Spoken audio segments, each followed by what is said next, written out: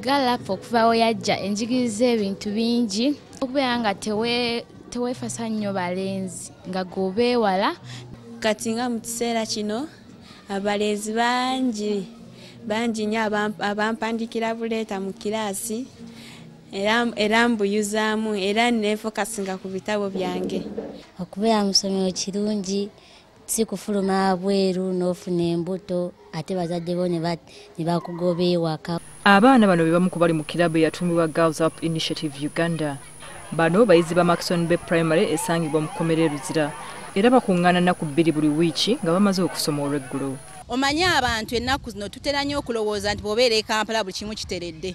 Naye bw'otambula eyo ojja kulaba nti abawala abasinga tebakyasoma, abawala abasinga bajjamu embuto, ate bwe bajjamu embuto teri ategeera.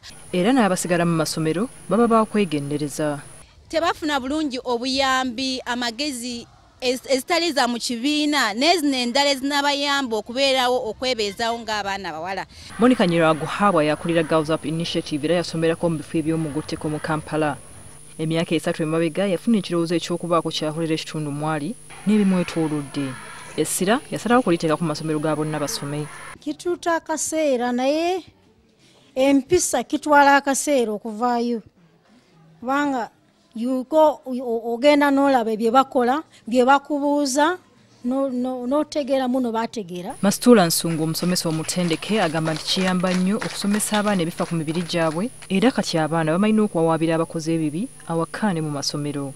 Ngenda wa tica nannyamba. Emisomo abaana bano gye bafuna nga bakyali bato gibayamba okwesalirawo ekituufu kyeki era n'ekikyamu kyekiriwa. Naye kati tubawadde skills ezigenda bayamba to protect themselves, to make noise where necessary.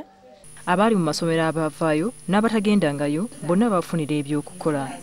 Like okwekolera pads twayenga tuzigula ne kati tumanyi we bazikola, etugize okwekolera obusawo, ebintu ebisobola okuyamba nga ofunye embeera embi. We make as many as we can. They bring us money. Mu njogera ennyangu Gallup kitegeeza okutumbula embeera z'abaana abawala mu mbeera zonna ez'ebyenjigiriza, ebyobulamu n'ebyemirimu.